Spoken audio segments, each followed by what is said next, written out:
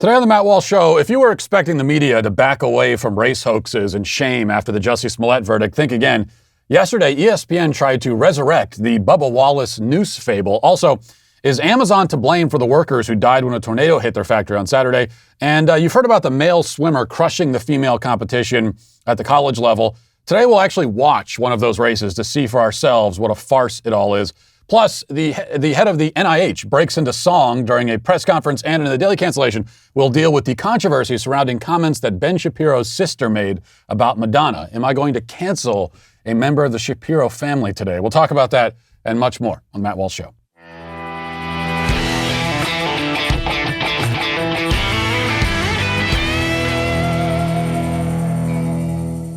As an increasing number of companies fall all over themselves trying to appeal to the radical left, wouldn't it be nice to find one that supports you and your values? Well, Charity Mobile is that company. Charity Mobile is the pro-life phone company. They partner with you to automatically support the pro-life, pro-family charity of your choice with 5% of your monthly plan price. And they've sent millions of dollars to charity so far.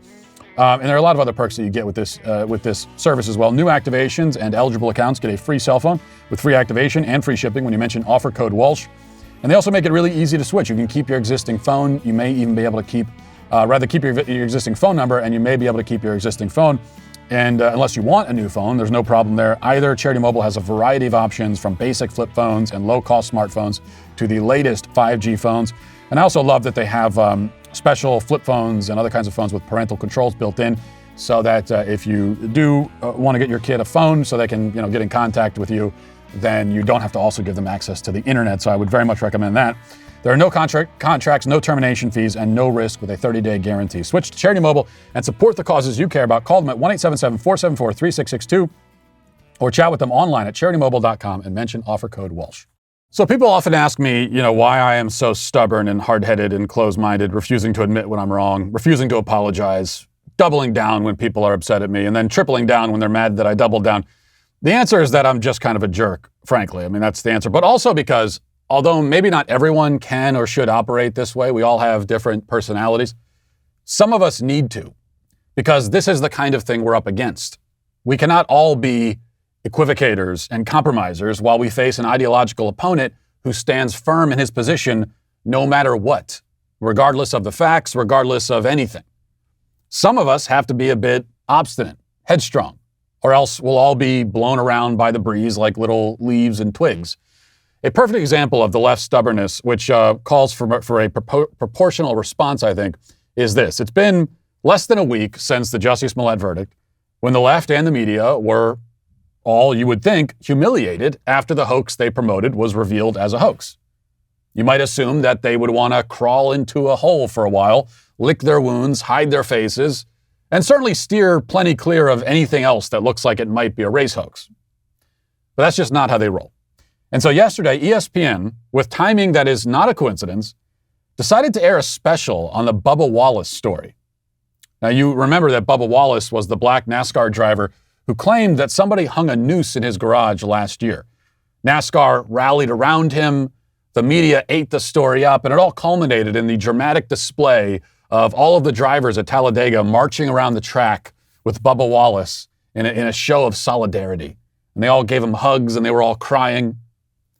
Of course, there's one really important detail about that noose, quote unquote, which is that it was not a noose. It was a rope that you used to close the garage door. A garage door pull, as we call it. Anyone who's ever been in a garage might be familiar with these contraptions. They're just like ropes. That's why they're hanging. That's why it's, interestingly enough, hanging from the garage door. You might wonder, why is that rope on the garage door? Oh, well, because when you pull it, the door goes down. Wow. NASCAR drivers who spend many hours in garages are certainly familiar with these things. They see them all the time. But even if Bubba Wallace and everybody else at the Speedway that day had suffered amnesia and forgotten about the existence of garage door pulls, they still could have easily figured out whether the rope was meant to be some kind of racist message to Bubba Wallace. There are security cameras all over the place, as some of us pointed out when this story was first reported. Well, there are security cameras, so couldn't you just quite easy to find out what's going on? Simply go back and check the footage and see how long the rope has been there. If it's been there for longer than a day or two, that means that it could not have been targeted at Bubba Smollett. Bubba Wallace, sorry, because nobody would have known prior to that point that Wallace would be assigned to that garage. So that's all you got to do. Security cameras, just look at them. Look at the footage. It'd take like 10 minutes. Now, as it happens, the FBI showed up with 15 agents to investigate the rope, and they did exactly that. They checked the tape. And when they did, they discovered that it had been there since the previous year. For months, it had been hanging there, and nobody thought anything of it. Did we need 15 FBI agents to look at the footage and discover this? Is there a reason why NASCAR couldn't have done this themselves immediately before running out to the public and telling everyone that there's a suspected potential noose-like structure in Bubba's garage? The answer to both is no. Well, the real answer is no, they didn't need the FBI agents. They could have checked themselves. But they preferred the narrative of the racist noose, and so they ran with it until they could run no longer. Or you thought they could run no longer. But here they were last night on ESPN, trotting this thing out again a year later. Let's watch some of this clip here. I just wanted to stand with him during the national anthem to show my support for him, and was appalled by what I had learned. And then as drivers got involved, I think crew members, team managers, team owners, it really started to snowball within a very short period of time.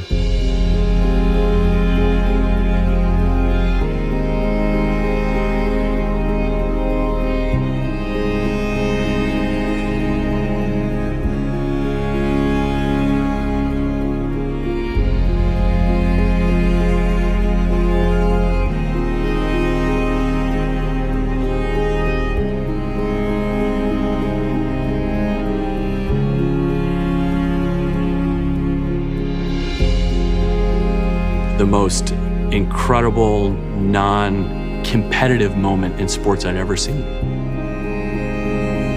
That moment, I could feel the weight of that moment, and I think we all did as we were walking. Yes, it may have been one of the most incredible moments in sports. Never in the history of sports has there been such pageantry and emotion surrounding a garage door. This was quite easily, I think we could say this, right? Quite easily, the most dramatic garage door-related sports moment in world history. But I'm not sure if that's anything to brag about necessarily. And just because I'm a glutton for punishment, let's keep watching a little bit of this clip here. I get out of the car, I look back, and I was like, holy shit, it's the whole garage. The whole garage. And that's when I lost it. In the midst of all the turmoil,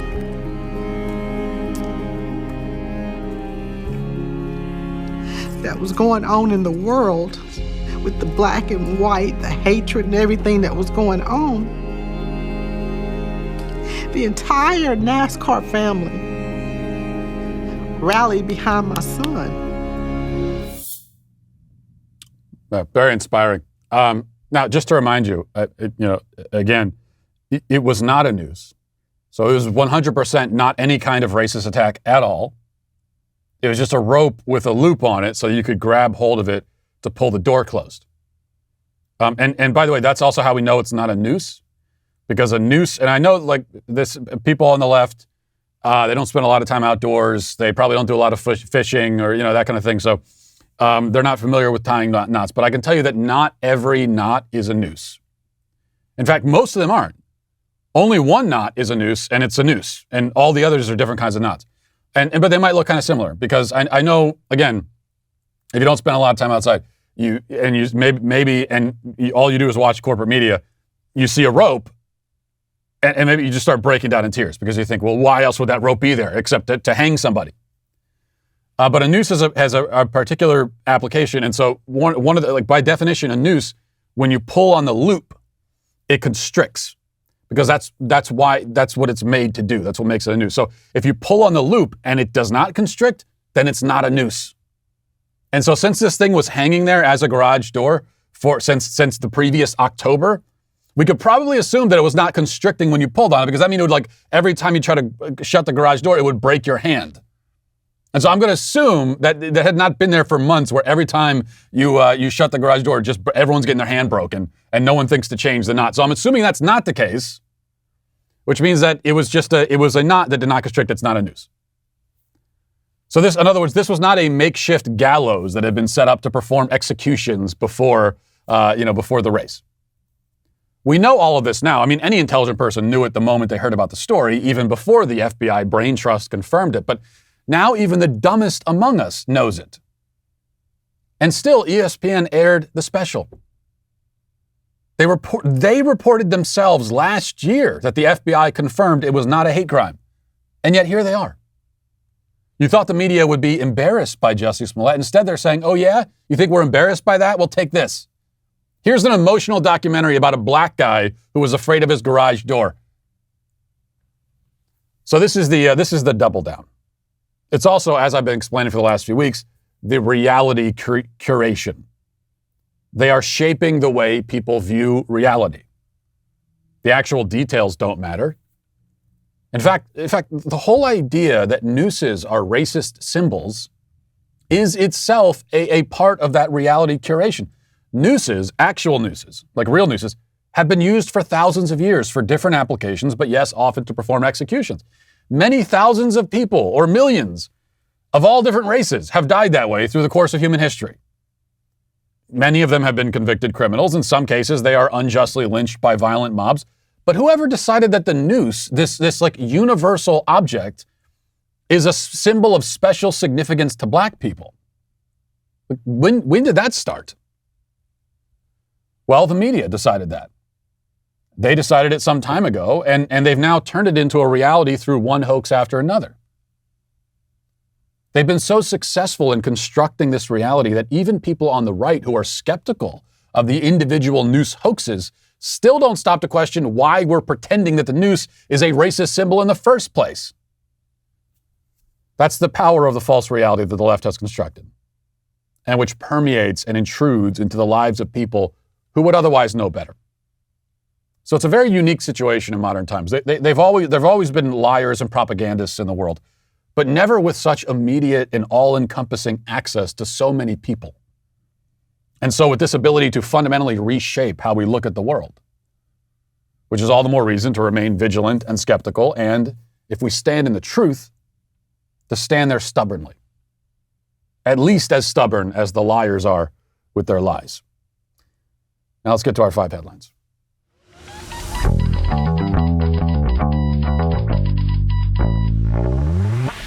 So you got guests coming over for Christmas. One of the great sins, I think, as a host is to not have anywhere comfortable for your guests to sleep. You want to make sure they have a comfortable spot to sleep.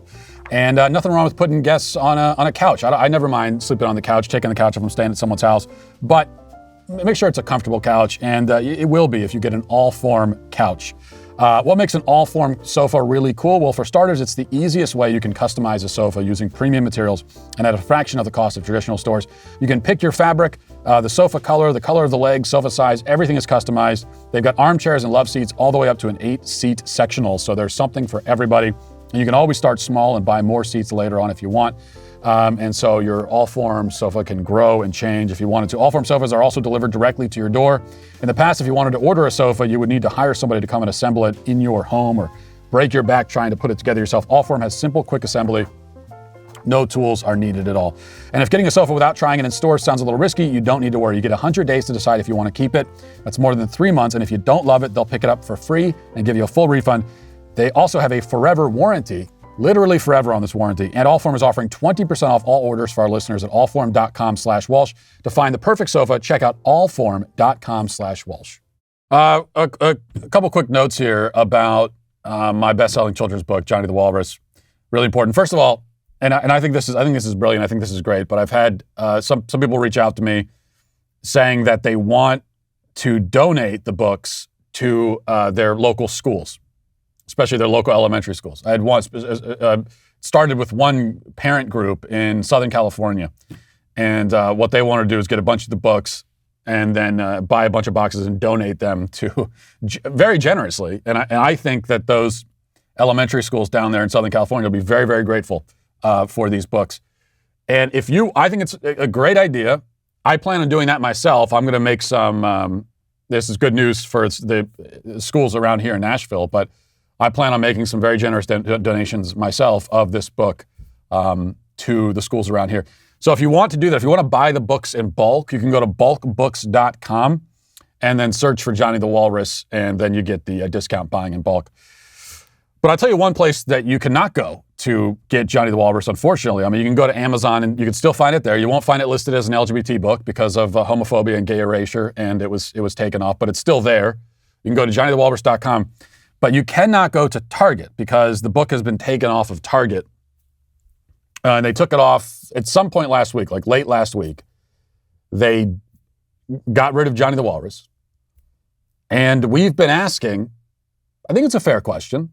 Yeah, I mean, they can decide what books they're going to sell, but I think we have a right to know why they took the book down. This was a decision made by someone. What was your reason? And so we have been contacting Target, reaching out to them, just saying, why would you take down this book written by a best-selling LGBT author, this delightful book about a young boy pretending to be a walrus? Are you saying that this is prohibited now, that you're not going to sell books about children pretending to be different things? Books of fantasy and imagination, that's no longer allowed at Target? Is that what you're saying?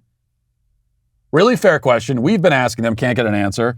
If you want to ask Target, then I would very much encourage you to do that. You can, one thing you can do is contact them on Twitter. It's @AskTarget. And that seems to be their account that usually will respond to consumer questions and complaints. And but they haven't responded to me yet.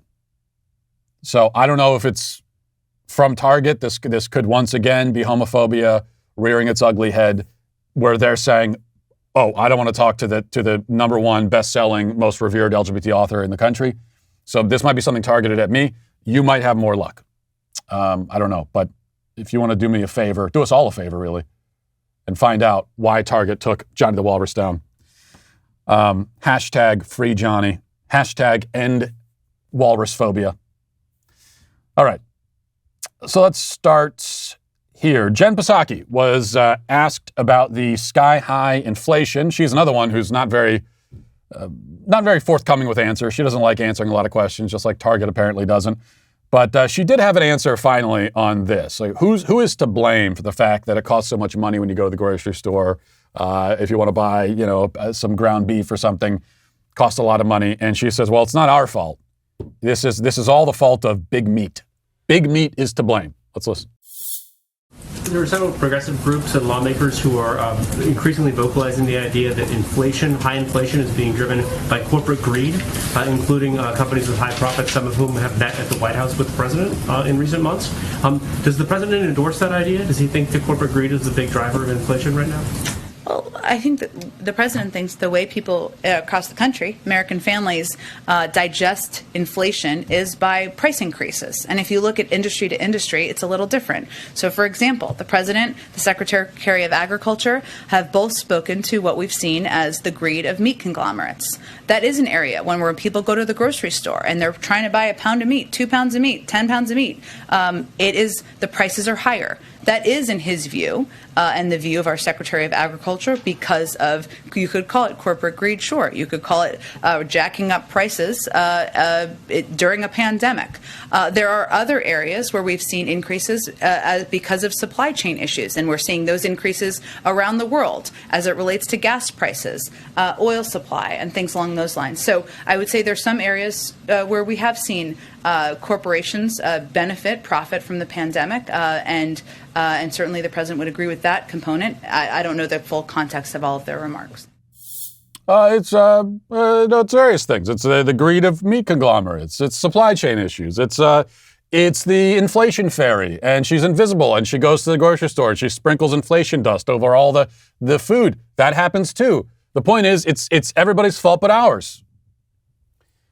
If this is the greed of big meat, of the giant shadowy meat conglomerates, then why did they just start getting greedy once President Biden took office? What's up with that? Especially when President Biden, Democrat Party, they're supposed to be the corporate slayers, right? They're going after and they're taking down the big corporations. So I mean, that's kind of odd. That in tandem with Biden taking office, that's when coincidentally, all of a sudden, the big meat conglomerates, they've decided to get greedy. So what has happened in the last year to make big meat so greedy? Big meat was not as greedy before, and now they are. Biden takes office, and they get greedy. Why is that? Of course, the excuse doesn't make any sense at all, because that's exactly what it is. It's an excuse. Here's another thing that doesn't make any sense, but I have to show you this. I don't have to, but I'm going to. And we're going to try to get through this together as much as we can. The director of the NIH, Francis Collins, is stepping down. And he gave his last address, I guess, to the public. This is supposed to be sort of a press conference, an address to the public, talking about the pandemic, talking about COVID. And his last act was this. Listen. Somewhere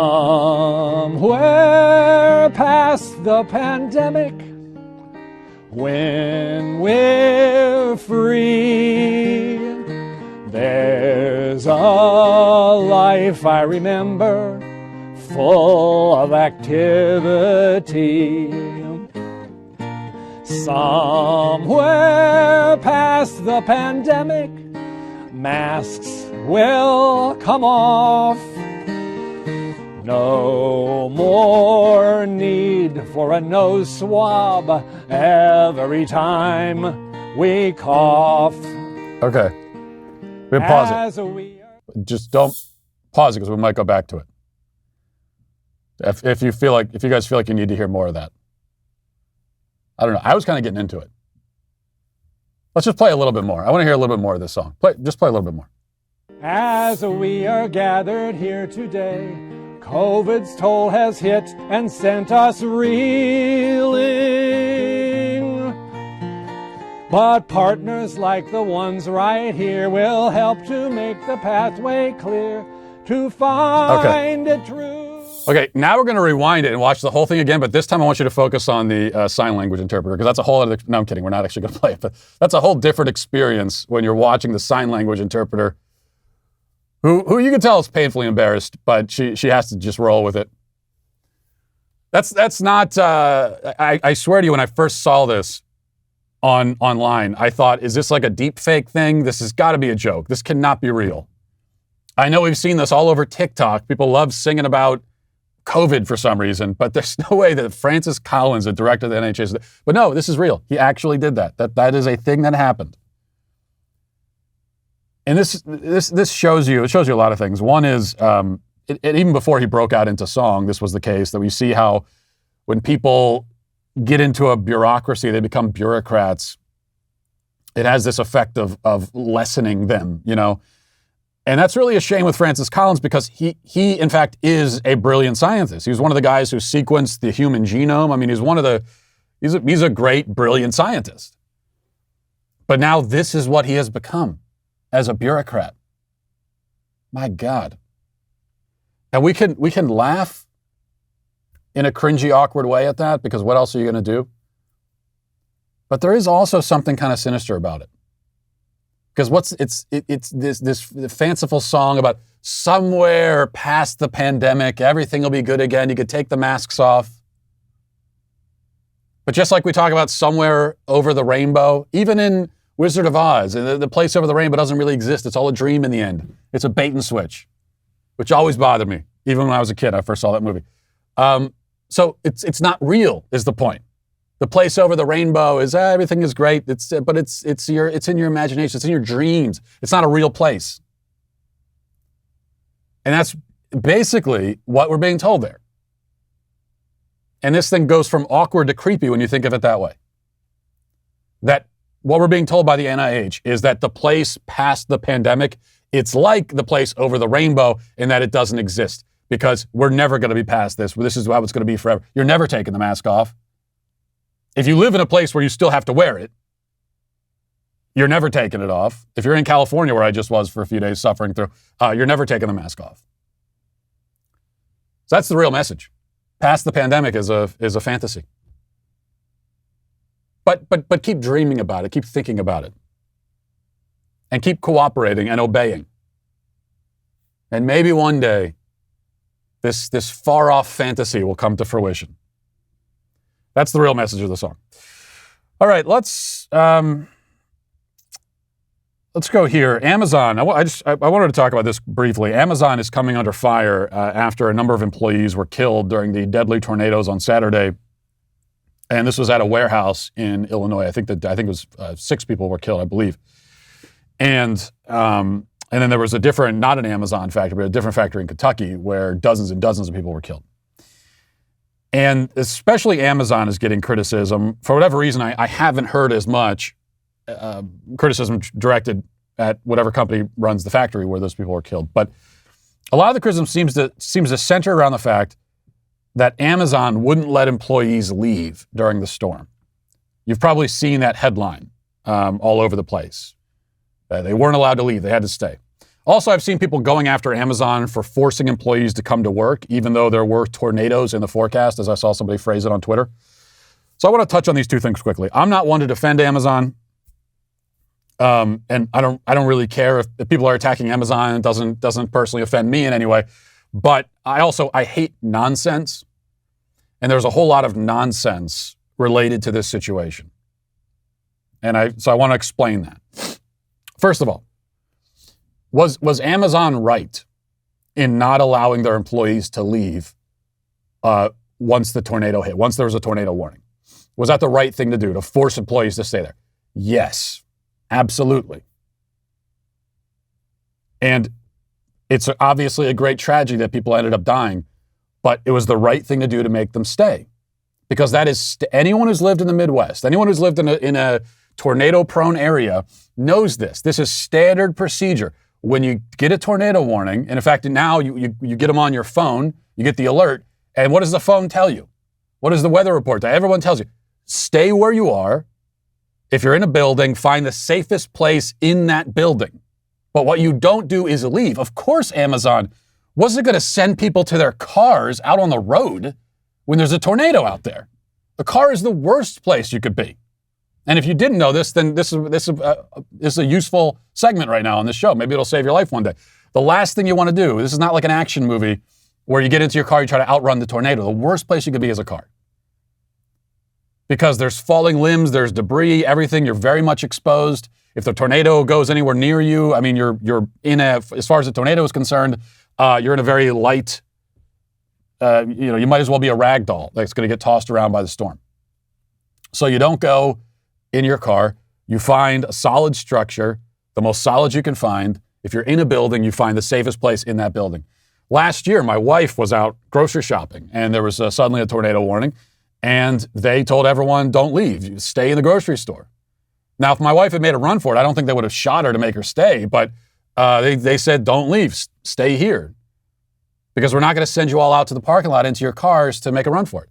If Amazon had said to their employees, there's a tornado warning, everyone run to your cars and get out, and then 6 people had died or more, and there could have been a lot more, now they're really liable because they went against standard safety protocols when it comes to tornadoes, which, again, the standard safety protocol is stay where you are, hunker down.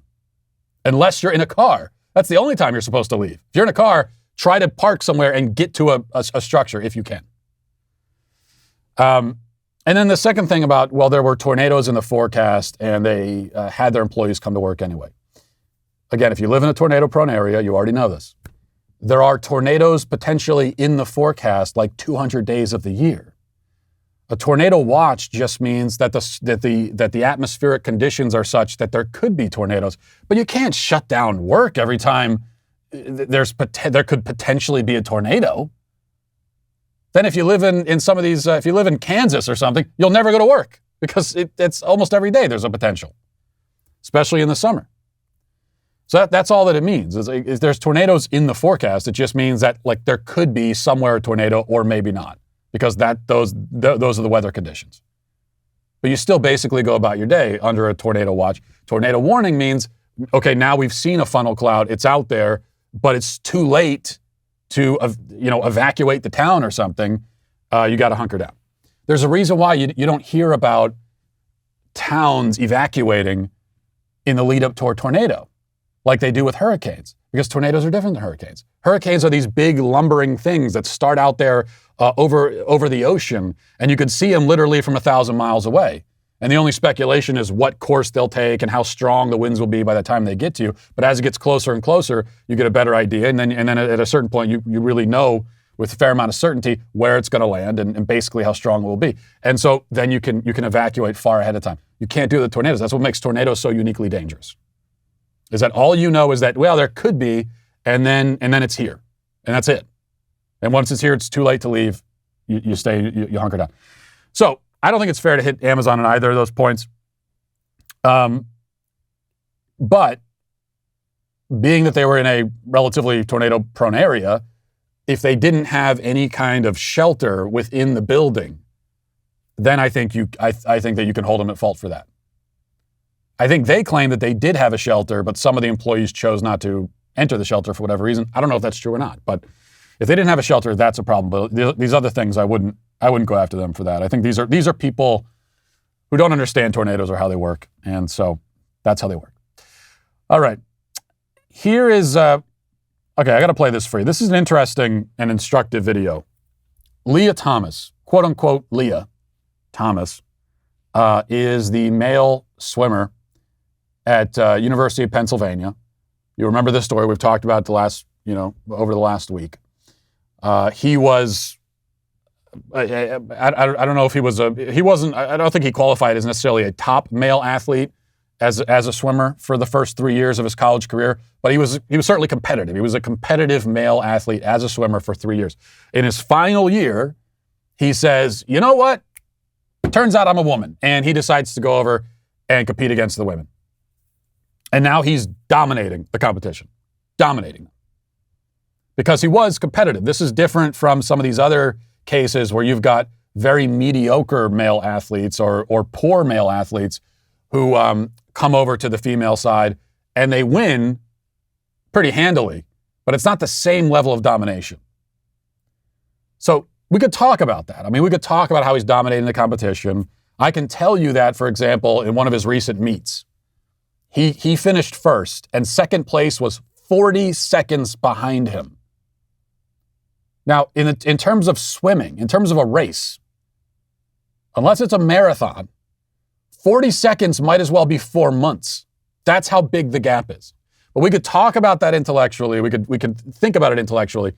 I think to see it is a whole different matter. So I want to play. This is a recent race, and I'll have to narrate it a little bit. And if you're watching on audio, then maybe go dailywire.com or go to YouTube, and when you get a chance to see this footage for yourself, because you have to see this. So let's play this. This was a recent race, and you see the arrow there. Okay, kind of the middle lane. There's the arrow. That is Leah Thomas. Okay, he's finished. And listen, do you hear anybody cheering in the crowd? They're not cheering. He finished. He won. So middle lane there, where the arrow was, he's done.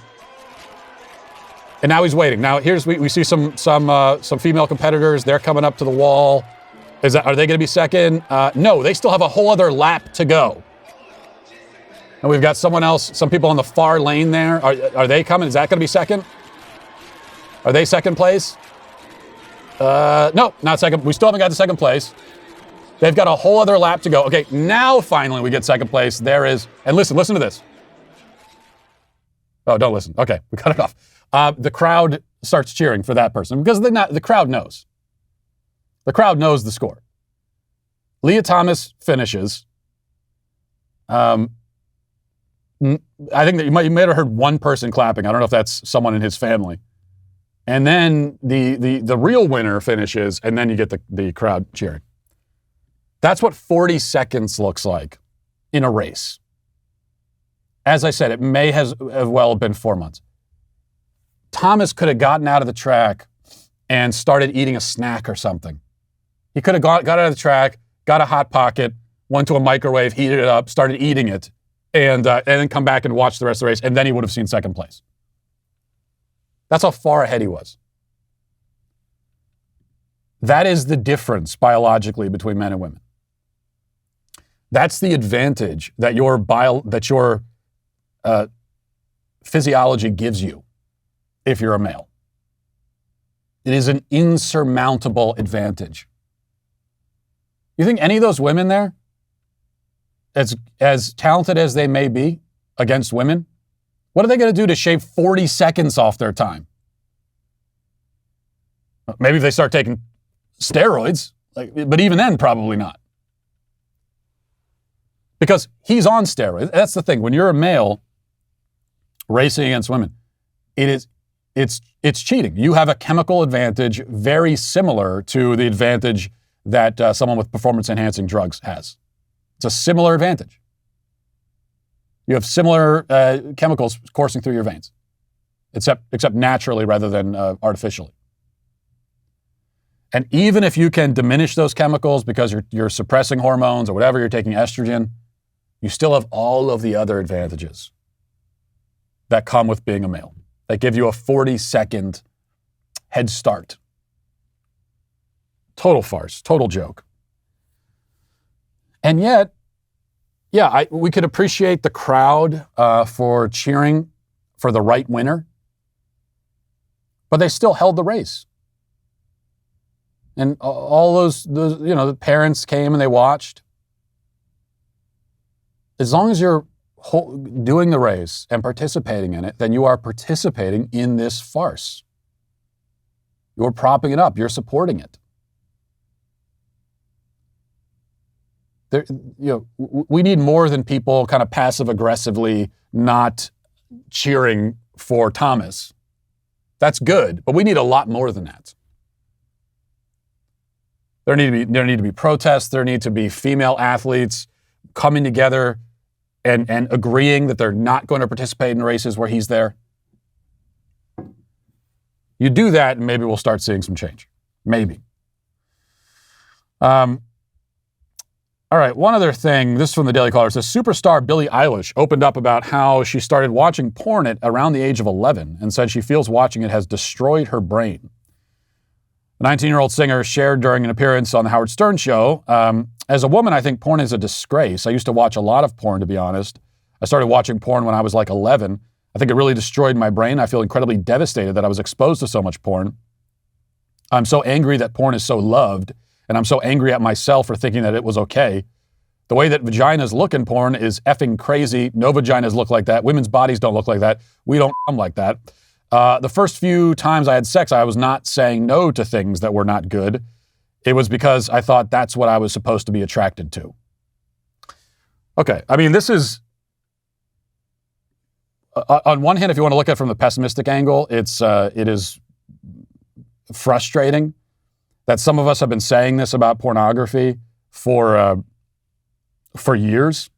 And we've been shouted down and mocked and everything. Oh, what's with porn? It's just images on a screen. What's the big deal? It's just a fantasy. Oh, what do you mean porn harms women? Oh, that's silly. That's ridiculous. And now when a 19-year-old pop star starts saying it, people take it a little bit more seriously. So that's a pessimistic angle of it. But, whoever the source needs to be, I'm glad that that this is happening. And she's not the first one. This in fact is what we need. We need people. Yeah, I mean, someone like me, I can sit here all day and talk about that and say what a harm it is.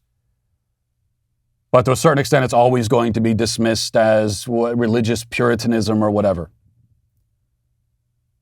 But Billie Eilish, as far as I know, I'm assuming, I could be wrong. I'm assuming not a devout Christian, and she's telling you her own experience. She's not alone in this. In fact, there's a whole generation of people, if you would listen to them, people about Billie Eilish's age, just now becoming adults, and they grew up with this stuff. They are the first generation that grew up with online porn. And I don't want to hear anything from older people about, oh, what are you talking about? When I was a kid, there's a Playboy under my dad's mattress, that whole canard.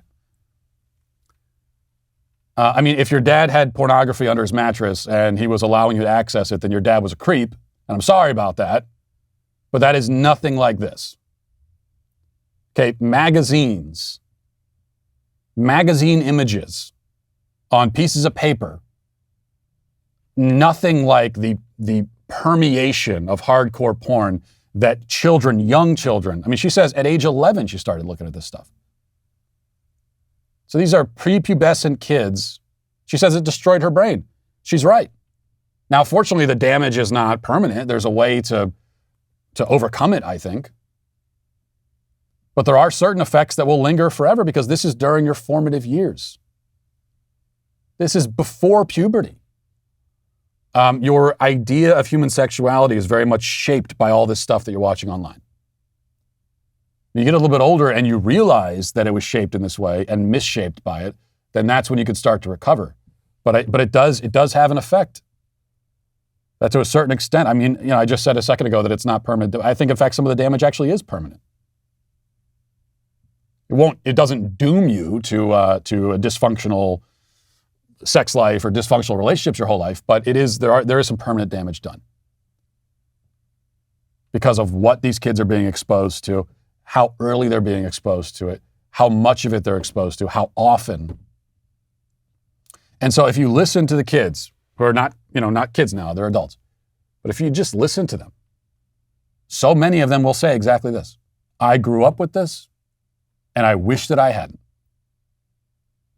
I mean, you'd be hard pressed to find someone who's 20 years old right now and is happy that they've been watching hardcore porn since the age of 8 years old. You're gonna be hard pressed to find somebody like that. You're gonna find plenty of people who have not had this awakening moment that Billie Eilish has, where they realize the damage that's done. But if you ask them if they look back at their childhood, their life, has this helped them? Was that time well spent? Do they wish they had watched even more? I think the answer to all those questions is going to be no. So this is very, very different from the magazine under the mattress deal. These are kids that are exposed to the most grotesque imagery that you can imagine. Like images right from the bowels of hell that have been brought up and bubbled up and that our kids are now, their minds are marinating in for years and years and years. Does that cause trauma? Yeah, it does. And if you don't believe that, then think about, if you heard about a case of sexual abuse where a 10-year-old kid, a 9-year-old kid was allowed to be in the room while something like what you would see in porn was happening right in front of them, okay? We would all agree that is sexual abuse, that that child is a sexual abuse victim, that he was molested. Even if he wasn't physically touched, he is a victim of sexual abuse and molestation. I think we all agree with that. I would hope we'd all agree with that. And that the adults who were performing this sexual act in front of the child should go to prison as sexual abusers. Well, if we can all agree that is traumatic sexual abuse, then how's it any different when the kid is viewing this stuff on a screen? Does that magically make it all okay? Does that screen act as some sort of psychological or emotional barrier where the damage that would be done if they were in the same room isn't done anymore? It doesn't make any sense. If you agree that simply encountering those images and viewing an act like this at that age, if you agree that it can be emotionally and psychologically traumatic and damaging and tantamount to sexual abuse, if you agree that that's the case in person, then you should agree with that when it comes to pornography, which means that we have an entire generation and now multiple generations of sexual abuse victims. Like all of these kids are sexual abuse victims because of what they've been exposed to. That's also why I think you can make a very strong argument for banning this stuff, because it is sexual abuse. You're putting this stuff out there where you know that kids not only can access it, but millions of them are every single day. And you are purposefully making a contribution to that, contributing to the sexual abuse of children. I think you could ban it for that reason alone. That's my view. Okay, let's get now to the comment section. Daily cancellations are the law and order of the day. We the sweet baby gang. For a lot of people in your home, the garage is where you come and go. It's one of the more active places in your house. You're walking through to enter. It's one of the most common entry points for a home. Lots of things happen in garages, as we've just discussed with Bubba Wallace. And that's why it's great to introduce the MyQ Smart Camera by Chamberlain. If only Bubba Wallace had had a MyQ Smart Camera by Chamberlain in his garage, we could have avoided so much heartache. The only smart camera optimized for the garage, brought to you by the leaders in garage door opener technology. Pair it with the MyQ Smart Garage Control, and you'll never have to worry if you left the garage open. You can check it, see it, and close it all from the MyQ app from anywhere. Gives you a lot of abilities, again, opening and closing the door, and you can let people into your home through this app. And there's also motion detection and all kinds of different things. So it's all about security and convenience as well. So what are you waiting for? Give the gift of a MyQ Smart Garage camera to tech lovers this season. If you act now, you can save 46% for a limited time by entering Walsh at checkout on myq.com/Walsh. That's Walsh at checkout at myq.com/Walsh to save 46%. Keep an eye on what's happening in and around your home's busiest entryway with the MyQ Smart Garage camera. It's the only smart camera optimized for the garage. Susan Epp says, I urge everyone to read Gifted Hands by Ben Carson. He says he frequently was mistaken for an aide or orderly, and that's fine because they're important members of the surgical and hospital staff. He addresses it so gracefully. Well, Ben Carson, no surprise there. I think a better man than Dr. Smollett from our daily cancellation a few days ago. Alexandra says, Matt, death penalty question. After the Rittenhouse trial, an interesting point was made on Tim Pool's show that since we were this close to sending an innocent kid to jail for political reasons, how can we trust the state to properly decide who they're going to kill? It made me think, and I actually decided that my distrust in the state and political establishment is so deep that I can no longer support the death penalty, especially with current tyrannical practices around the world. What do you think?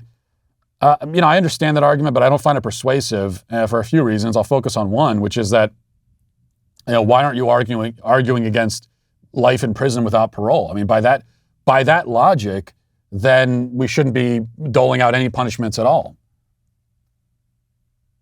There's a chance that the state could send people to prison for their whole lives, lock them in a cage, even if they're innocent. And I'm sure that has, in fact, happened. I don't think it happens very often. But I think we would be pretty sure that there have been cases of someone going to jail, spending 60 years in jail, locked in a cage. Although they're innocent, they die in jail. So in order to avoid that risk and that eventuality, should we get rid of life sentences or prison sentences in general? No, I don't think the answer is to do away with these punishments and these penalties, which I think you need in a civilized society. We're not going to give up on having a civilized society. We're not going to give up on justice. That's the other thing. This is not just about, it's partly about segregating dangerous people. Life in prison, you're segregating dangerous people from society. And then when it comes to the most depraved and the most dangerous people who've done the worst kinds of things and who have been reduced themselves to monsters, to animals basically through their behavior, I think they call for the safety of society, for the sake of society. I think they call for the ultimate form of segregation from society, which is the permanent, death penalty. That's part of it, but the other part is justice. And are we going to give up on that? I think when you do certain things, a man rapes and kills a child, justice demands the death penalty. Anything less than that is not justice. And so the argument here is, well, let's give up on that because sometimes justice is not done correctly. Sometimes there is injustice in the name of justice. Sometimes justice is misapplied, or, I think the answer is just to work on the justice system to make sure it's done correctly.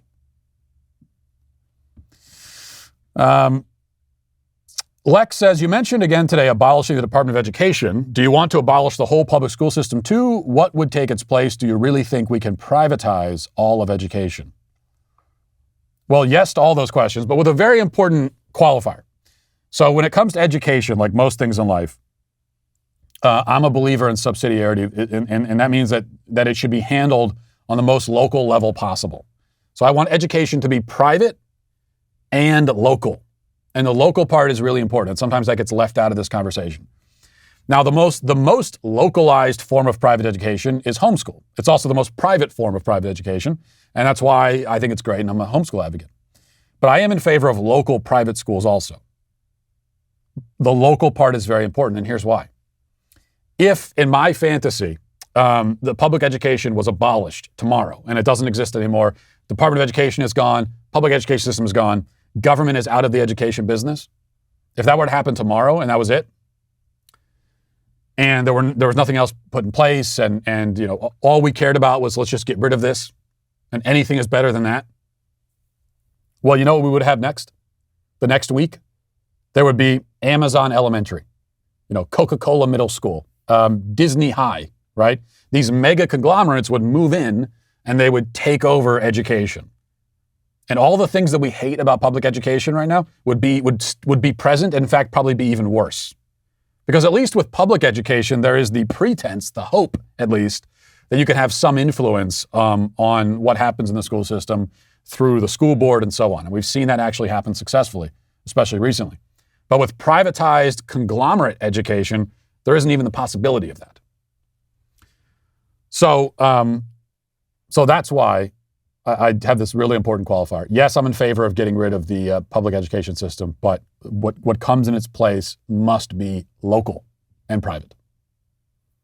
One of my problems with public school education is that it is not local. That you're taking this thing, which should by its nature be as local as it possibly can be, and as personalized as it possibly can be, and you're turning it into this kind of factory assembly line strategy. And you've got this federal agency overseeing all of it. That's the wrong way to approach it. And I would not be in favor of getting rid of this massive bureaucracy overseeing education just to put a different one in its place. And this is something I think conservatives in general are slow to understand, that big corporations are oftentimes just as bad as the government, sometimes worse, because they are large, politicized bureaucracies run by elites, just like the government. All right. Let's see. Gianna says, why is Eureka O'Hara always making his way onto the Matt Walsh show? He was also the drag queen at the Dave Chappelle protest outside the Netflix office. Okay, I thought I recognized him. Yeah, so the drag queen from our daily cancellation yesterday, the large one, the Ursula-looking one. Yeah, I thought he was at the Dave Chappelle protest. I usually remember faces, unless I consciously try to suppress them for my own mental well-being, which I might have done here. I don't know. Maybe drag queen Eureka O'Hara is becoming the primary antagonist of the Matt Walsh show. There's always someone. Right, as we go through the seasons of this show, there's always a main villain. And I think prior to this, it was probably Demi Lovato. And before it was like maybe Lil Nas X. And now it's Eureka O'Hara, the final boss. Not only was the Daily Wire first in the nation to sue the Biden administration for their unconstitutional mandate, but we're getting closer to 1 million signatures on our Do Not Comply petition every single day. Why? Well, because people are realizing that if we don't actively fight for our freedom, the government will take it. We have a goal of reaching 1 million signatures, which would provide a major boost to our legal challenge. We have over 875,000 signatures so far, so we're going to get there, but let's get there as soon as we possibly can. Help us cross the finish line. Go to dailywire.com/do-not-comply and sign the petition today. Now let's get to our daily cancellation. Today we have a reverse cancellation, not in my own defense, but in defense of Ben Shapiro's sister, Abby. I'm doing this segment today because Ben said we all had to do it or we'd be fired. But mostly I'm doing it because Abby is being unfairly maligned for something she said on Twitter a few days ago. She has a nice social media following of her own, and she posted a side-by-side picture of Madonna and Nancy Reagan. This is a picture for Madonna. This is a picture from a few days ago. She's spread out on a bed in lingerie with her nipple poking out. A heavily photoshopped image, by the way, to the point where this is more of a cartoon than a photograph. And then Nancy Reagan, in the picture taken decades ago, is dressed in an outfit appropriate for a woman her age and surrounded by her children, grandchildren, her husband. And Abby captions, "This is Madonna at 63. This is Nancy Reagan at 64. Trashy living versus classic living. Which version of yourself do you want to be?" Now, the reaction, perhaps predictably, was an eruption of outsized, hyperbolic rage and mockery from the left. Abby was trending on Twitter for a few days because so many people were lining up to dunk on this tweet, as the kids would say. It was supposed to be somehow not only wrong, but self-evidently outrageous to suggest that perhaps it's not ideal for 63-year-old women to be presenting their naked bodies to the public for attention. But as always, the people pretending to be wounded or vexed by this statement are simply trying to rationalize their own life choices. It is one enormous act of overcompensation. Now, if Madonna wanted to dress that way for her husband, there'd be no reason for complaint. I mean, none of us would know about it. So no reason for us to complain. No reason for her husband to complain, I imagine. But I'm pretty sure Madonna doesn't have a husband because she divorced all of them and she's now dating the pool boy or whoever. And so this is not something done in the privacy of her home, but broadcast to the world for public consumption. It is pathetic and humiliating and degrading for a person of any age to offer up their body as an object to strangers, but it's especially pitiful for a woman of Madonna's age. There's a certain dignity that's supposed to come with age, and it's good to gain dignity with age because it takes the place of what you lose. And you do lose some things with age, namely you lose a certain degree of physical beauty and vitality. So this is the bargain that our mortality makes with us. It says to us, okay, I'm going to take your beauty and your youthful energy, but I'll trade you wisdom, maturity, and dignity. So that's what you get. And you may as well take mortality up on this bargain because it's going to extract its cost regardless. Even if you say, no, thank you, I'm not interested in your wisdom and dignity, which is what Madonna has said. Well, still mortality says, well, but I'm taking youthfulness anyway, and I'm taking beauty. And you're going to be left with plastic surgery and Photoshop. And so now, women like Madonna are just old, wrinkled, desperate, dumb, immature weirdos. In Madonna's case, she has had attention her whole life. She's been famous way longer than she was a normal person. She defines herself by attention and fame, but unfortunately, she lacks the ability to attract it artistically. She hasn't made a relevant song in about 30 years, probably, so this is all she has, her half-naked body. It's the only way to gain the spotlight that she craves and that she needs. Contrast that with Nancy Reagan as depicted in the photo, and you see an older woman who has grown into her role as an older woman, embraced it, accepted mortality's bargain, and benefited from the trade.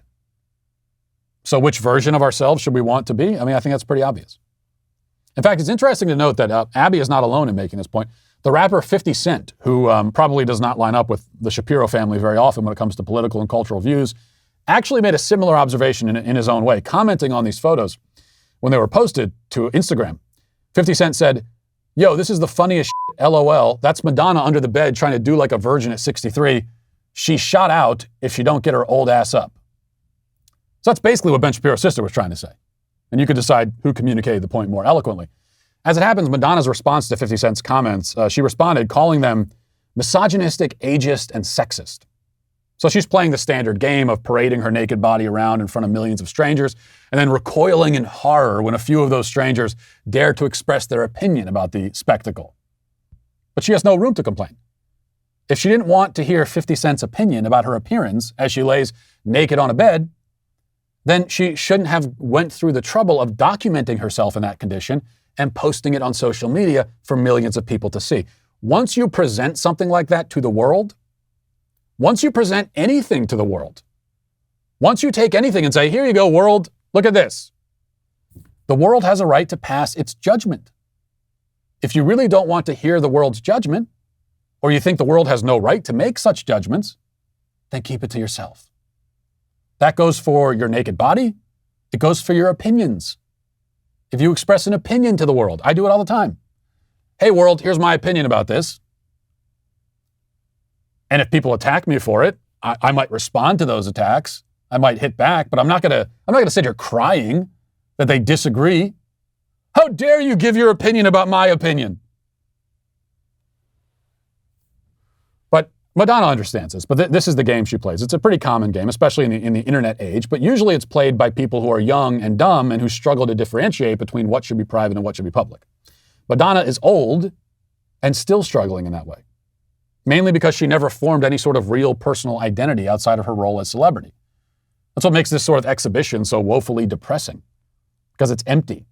I mean, this is an empty person grasping out for attention because it's the one thing that gives her life meaning.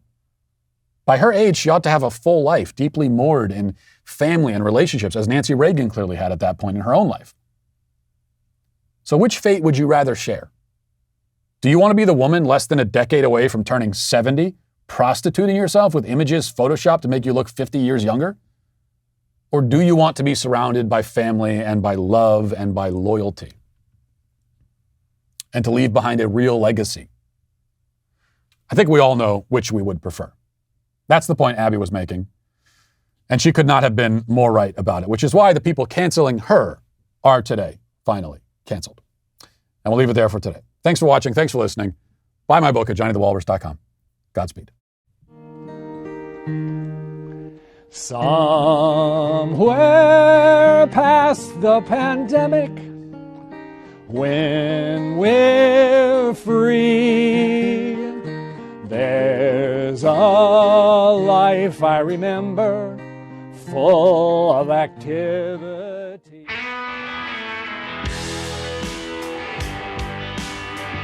The Matt Walsh Show is produced by Sean Hampton, executive producer Jeremy Boring. Our supervising producer is Mathis Glover. Our technical director is Austin Stevens. Production manager Pavel Vodosky. The show is edited by Ali Hinkle. Our audio is mixed by Mike Coromina. Hair and makeup is done by Cherokee Hart. And our production coordinator is McKenna Waters. The Matt Walsh Show is a Daily Wire production, copyright Daily Wire 2021. Today on The Ben Shapiro Show, the White House announces that Joe Biden will commemorate January 6th as the Congressional Commission focuses on Mark Meadows' text messages. That's today on The Ben Shapiro Show. Give it a listen.